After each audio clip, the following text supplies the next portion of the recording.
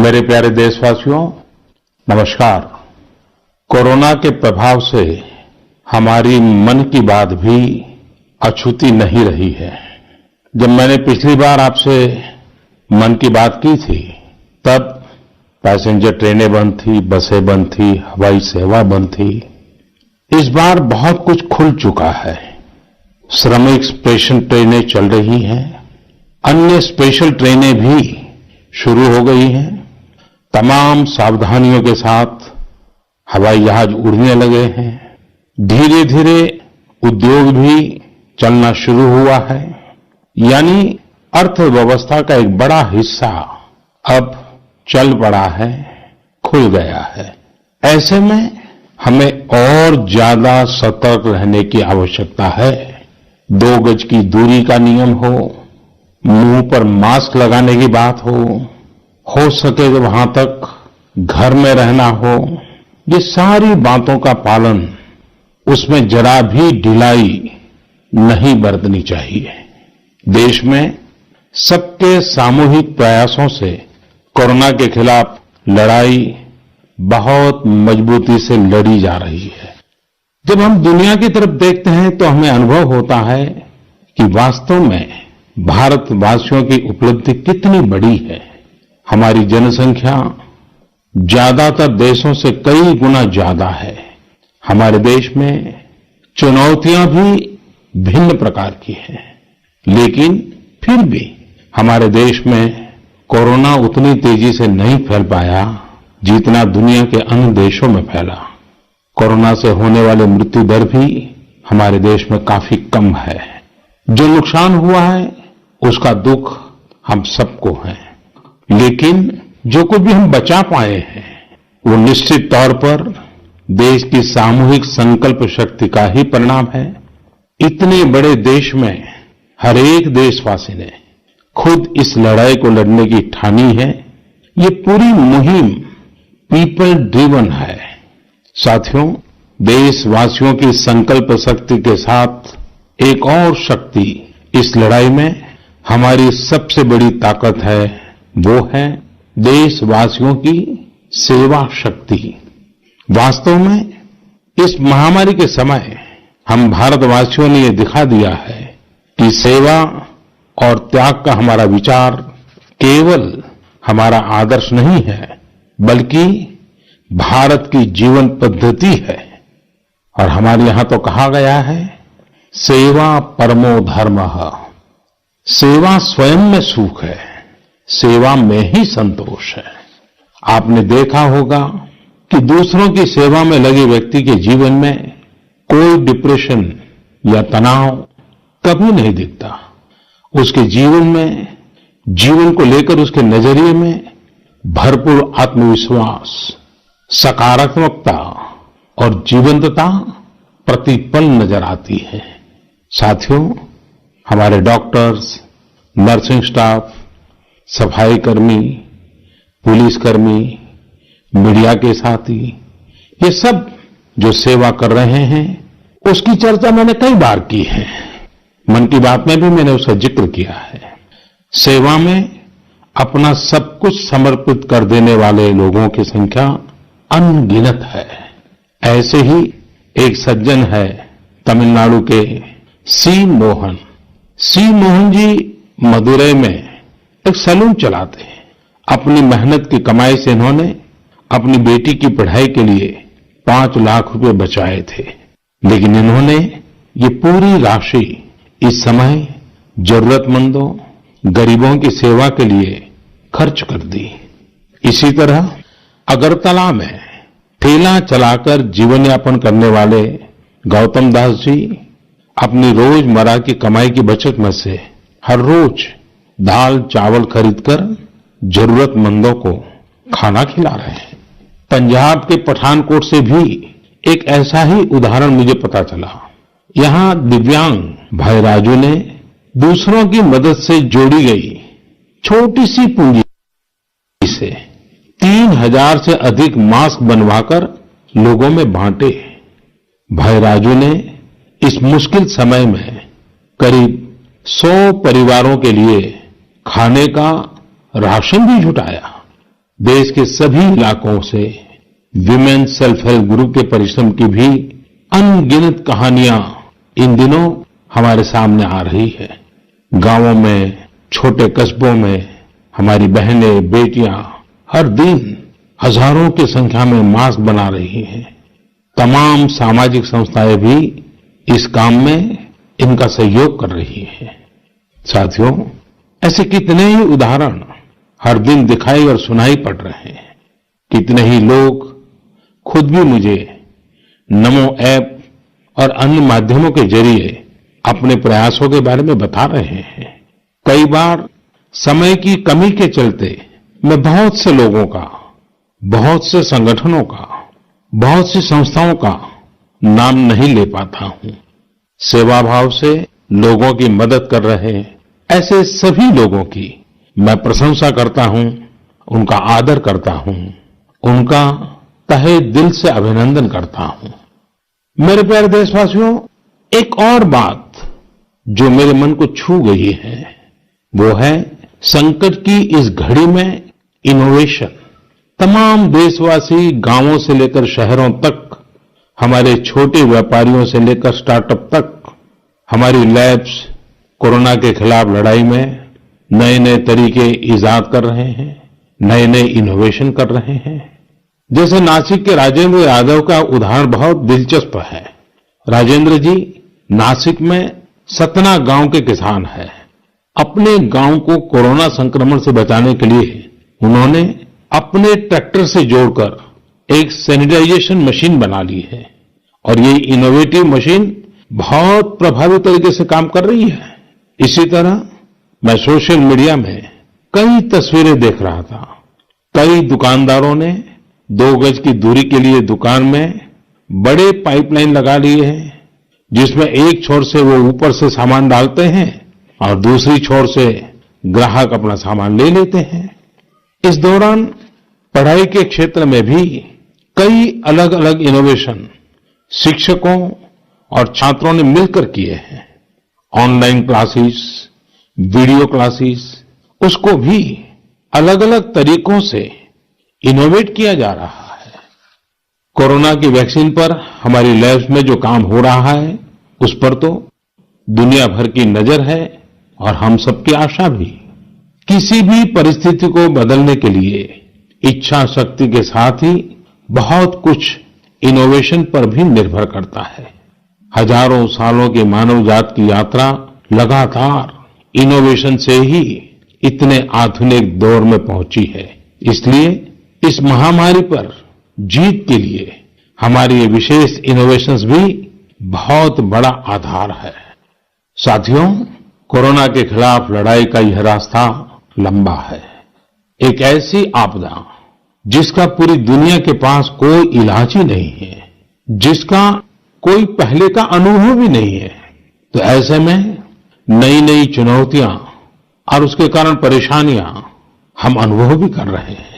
ये दुनिया के हर कोरोना प्रभावित देश में हो रहा है और इसलिए भारत भी इससे अछूता नहीं है। हमारे देश में भी कोई वर्ग ऐसा नहीं है जो कठिनाई में न हो, परेशानी में न हो।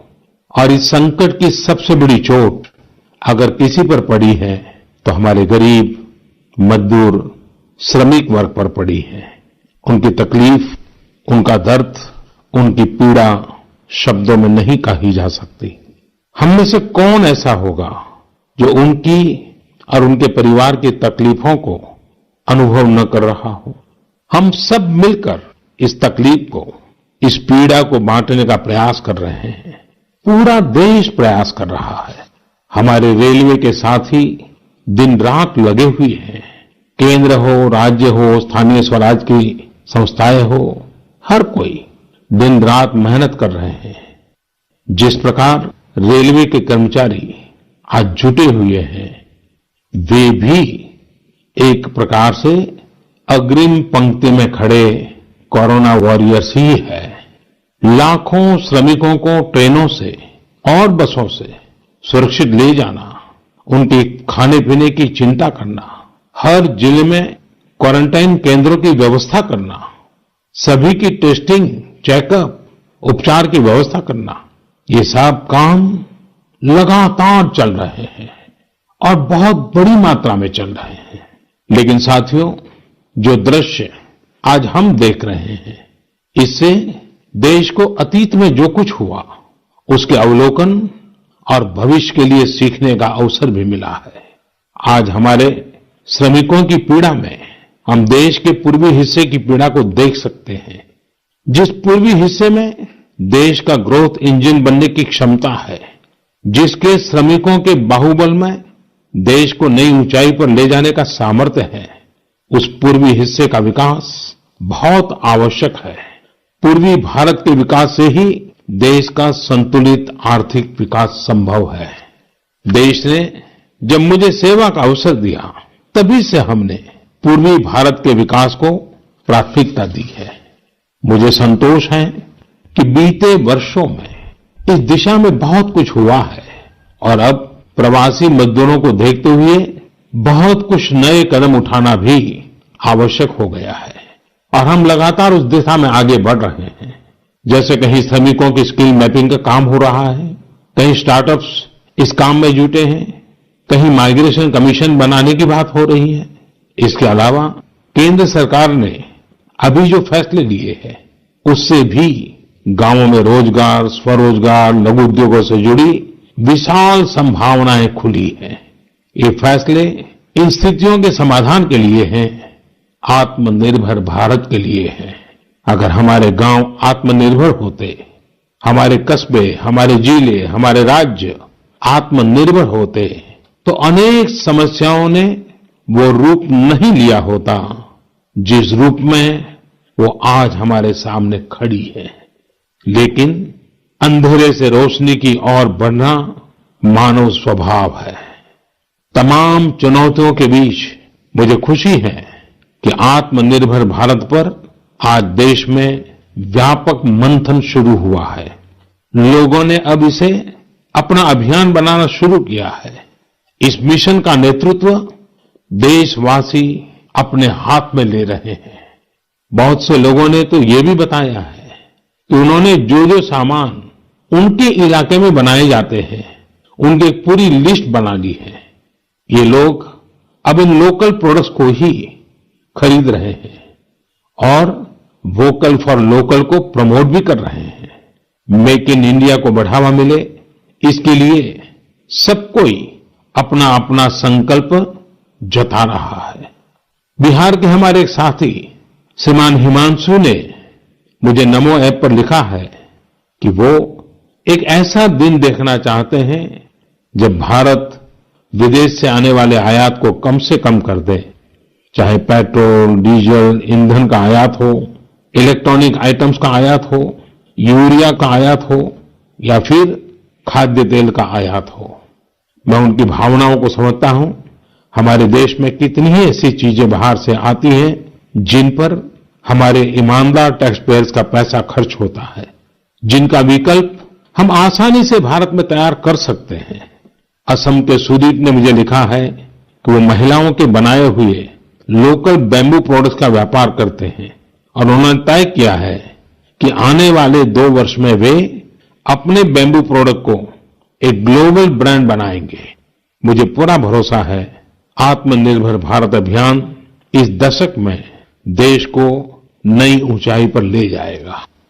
मेरे प्यारे देशवासियों, कोरोना संकट के इस दौर में मेरी विश्व के अनेक नेताओं से बातचीत हुई है, लेकिन मैं एक सीक्रेट जरूर आज बताना चाहूंगा। विश्व के अनेक नेताओं की जब बातचीत होती है तो मैंने देखा इन दिनों उनकी बहुत ज्यादा दिलचस्पी योग और आयुर्वेद के संबंध में होती है। कुछ नेताओं ने मुझसे पूछा कि कोरोना के इस काल में ये योग और आयुर्वेद कैसे मदद कर सकते हैं। साथियों, अंतर्राष्ट्रीय योग दिवस जल्द ही आने वाला है। योग जैसे जैसे लोगों के जीवन से जुड़ रहा है, लोगों में अपने स्वास्थ्य को लेकर जागरूकता भी लगातार बढ़ रही है। अभी कोरोना संकट के दौरान भी ये देखा जा रहा है कि हॉलीवुड से हरिद्वार तक घर में रहते हुए लोग योग पर बहुत गंभीरता से ध्यान दे रहे हैं। हर जगह लोगों ने योग और उसके साथ साथ आयुर्वेद के बारे में और ज्यादा जानना चाहा है, उसे अपनाना चाहा है। कितने ही लोग जिन्होंने कभी योग नहीं किया, वे भी या तो ऑनलाइन योग क्लास से जुड़ गए हैं या फिर ऑनलाइन वीडियो के माध्यम से भी योग सीख रहे हैं। सही में योग कम्युनिटी, इम्यूनिटी और यूनिटी सबके लिए अच्छा है। साथियों, कोरोना संकट के इस समय में योग आज इसलिए भी ज्यादा अहम है क्योंकि ये वायरस हमारे रेस्पिरेटरी सिस्टम को सबसे अधिक प्रभावित करता है। योग में तो रेस्पिरेटरी सिस्टम को मजबूत करने वाले कई तरह के प्राणायाम है, जिनका असर हम लंबे समय से देखते आ रहे हैं। ये टाइम टेस्टेड टेक्निक्स हैं, जिसका अपना अलग महत्व है। कपालभाति और अनुलोम विलोम प्राणायाम से अधिकतर लोग परिचित होंगे, लेकिन भस्त्रिका, शीतली, भ्रामरी जैसे कई प्राणायाम के प्रकार है, जिसके अनेक लाभ भी है। वैसे आपके जीवन में योग को बढ़ाने के लिए आयुष मंत्रालय ने भी इस बार एक अनोखा प्रयोग किया है। आयुष मंत्रालय ने माय लाइफ माय योग नाम से अंतर्राष्ट्रीय वीडियो ब्लॉग उसकी प्रतियोगिता शुरू की है। भारत ही नहीं, पूरी दुनिया के लोग इस प्रतियोगिता में हिस्सा ले सकते हैं। इसमें हिस्सा लेने के लिए आपको अपना 3 मिनट का एक वीडियो बना करके अपलोड करना होगा। इस वीडियो में आप जो योग या आसन करते हुए वो करते हुए दिखाना है और योग से आपके जीवन में जो बदलाव आया है उसके बारे में भी बताना है।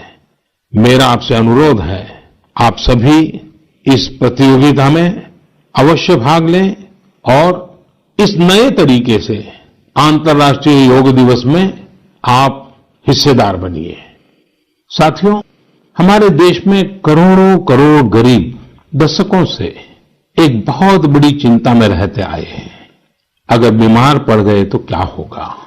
अपना इलाज कराएं या फिर परिवार के लिए रोटी की चिंता करें? इस तकलीफ को समझते हुए इस चिंता को दूर करने के लिए ही करीब 1.5 साल पहले आयुष्मान भारत योजना शुरू की गई थी। कुछ ही दिन पहले आयुष्मान भारत के लाभार्थियों की संख्या 1 करोड़ के पार हो गई है। 1 करोड़ से ज्यादा मरीज मतलब देश के 1 करोड़ से अधिक परिवारों की सेवा हुई है। 1 करोड़ से ज्यादा मरीज का मतलब क्या होता है मालूम है?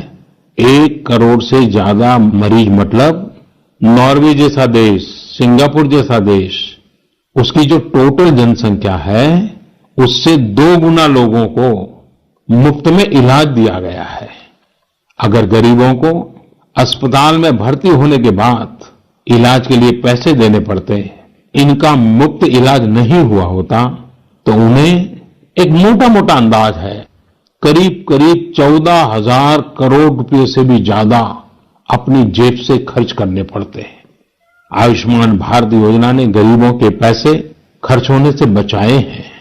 मैं आयुष्मान भारत के सभी लाभार्थियों के साथ साथ मरीजों का उपचार करने वाले सभी डॉक्टरों, नर्सेज और मेडिकल स्टाफ को भी बधाई देता हूं। आयुष्मान भारत योजना के साथ एक बहुत बड़ी विशेषता पोर्टेबिलिटी की सुविधा भी है। पोर्टेबिलिटी ने देश को एकता के रंग में रंगने में भी मदद की है। यानी बिहार का कोई गरीब अगर चाहे तो उसे कर्नाटका में भी वही सुविधा मिलेगी जो उसे अपने राज्य में मिलती। इसी तरह महाराष्ट्र का कोई गरीब चाहे तो उसे इलाज की वही सुविधा तमिलनाडु में मिलती। इस योजना के कारण किसी क्षेत्र में जहां स्वास्थ्य की व्यवस्था कमजोर है, वहां के गरीब को देश के किसी भी कोने में उत्तम इलाज कराने की सहूलियत मिलती है। साथियों, आप ये जानकर हैरान रह जाएंगे कि 1 करोड़ लाभार्थियों में से 80% लाभार्थी देश के ग्रामीण इलाकों के हैं। इनमें भी करीब करीब 50% लाभार्थी हमारी माताएं, बहनें और बेटियां हैं। इन लाभार्थियों में ज्यादातर लोग ऐसी बीमारियों से पीड़ित थे जिनका इलाज सामान्य दवाओं से संभव नहीं था। इनमें से 70% लोगों की सर्जरी की गई है। आप अनुमान लगा सकते हैं कि कितनी बड़ी तकलीफों से इन लोगों को मुक्ति मिली है।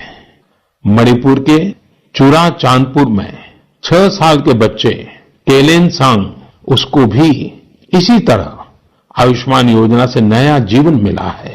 केलेनसांग को इतनी छोटी उम्र में ब्रेन की गंभीर बीमारी हो गई। इस बच्चे के पिता दिहाड़ी मजदूर हैं और मां बुनाई का काम करती हैं। ऐसे में बच्चे का इलाज कराना बहुत कठिन हो रहा था, लेकिन आयुष्मान भारत योजना से अब उनके बेटे का मुफ्त इलाज हो गया है। कुछ इसी तरह का अनुभव पुडुचेरी की अमूर्था वल्ली जी का भी है। उनके लिए भी आयुष्मान भारत योजना संकट मोचक बनकर आई है। अमूर्था वल्ली जी के पति की हार्ट अटैक से दुखद मृत्यु हो चुकी है। उनके 27 साल के बेटे जीवा को भी हार्ट की बीमारी थी। डॉक्टर्स ने जीवा के लिए सर्जरी की सलाह दी थी, लेकिन दिहाड़ी मजदूरी करने वाले जीवा के लिए अपने खर्च से इतना बड़ा ऑपरेशन करवाना संभव ही नहीं था। लेकिन अमूर्था वल्ली ने अपने बेटे का आयुष्मान भारत योजना में रजिस्ट्रेशन करवाया और 9 दिनों बाद बेटे जीवा के हार्ट की सर्जरी भी हो गई। साथियों, मैंने आपको सिर्फ 3-4 घटनाओं का जिक्र किया है।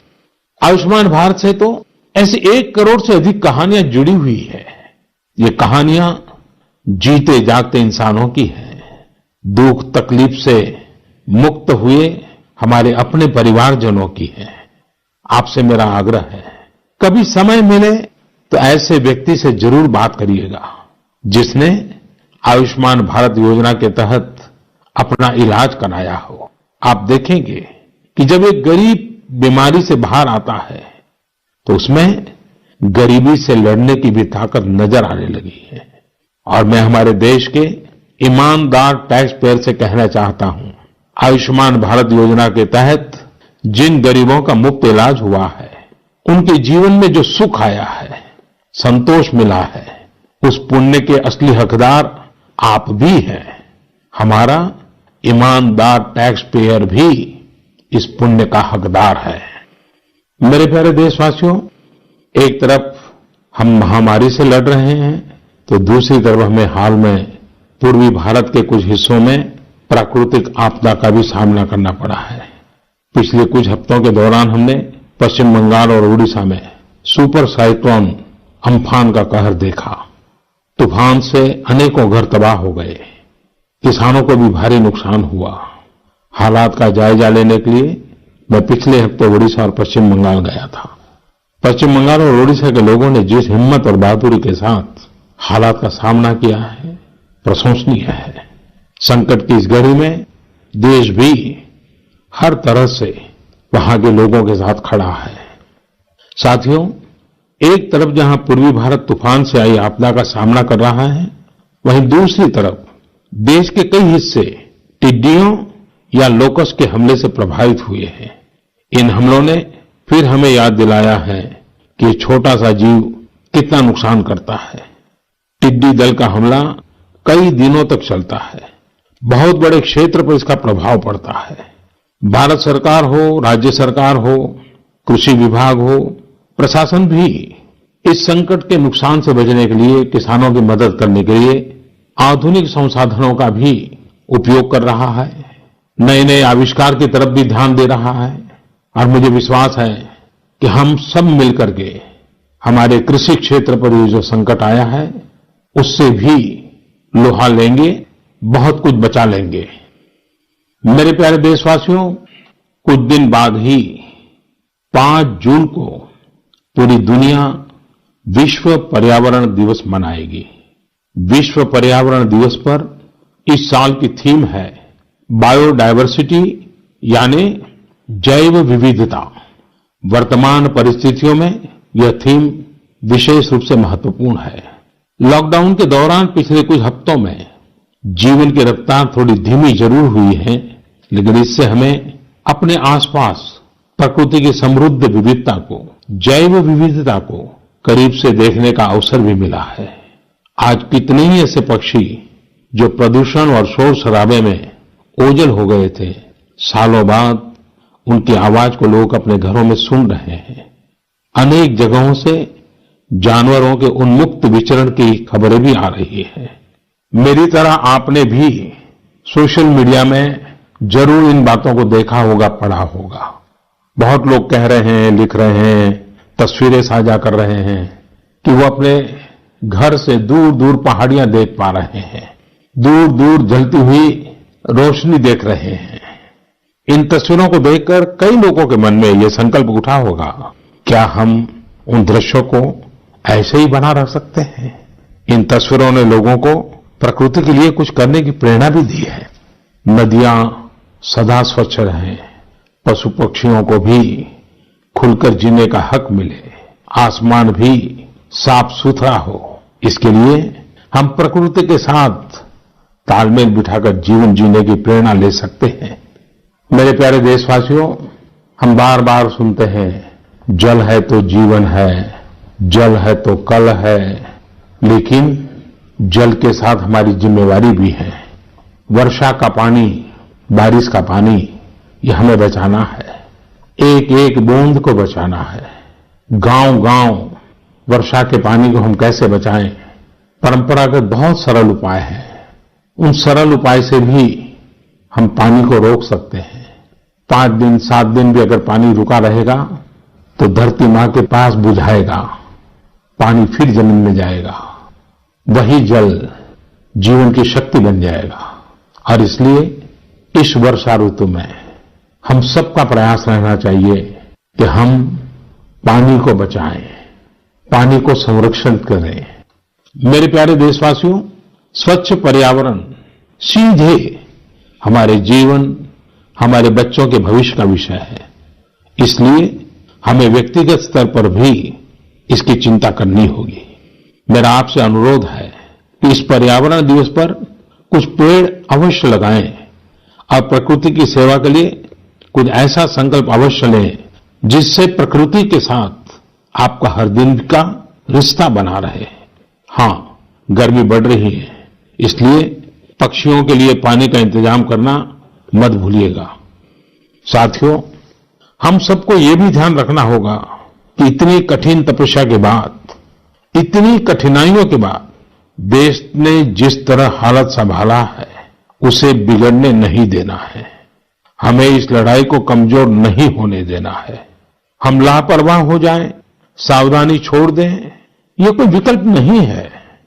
कोरोना के खिलाफ लड़ाई अब भी उतनी ही गंभीर है। आपको, आपके परिवार को कोरोना से अभी भी उतना ही गंभीर खतरा हो सकता है। हमें हर इंसान की जिंदगी को बचाना है।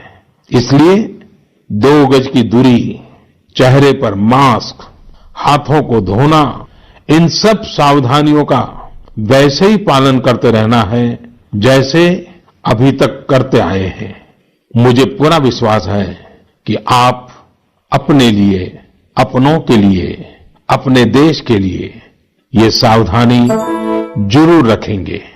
इसी विश्वास के साथ आपके उत्तम स्वास्थ्य के लिए मेरी हार्दिक शुभकामनाएं हैं। अगले महीने फिर एक बार मन की बात अनेक नए विषयों के साथ जरूर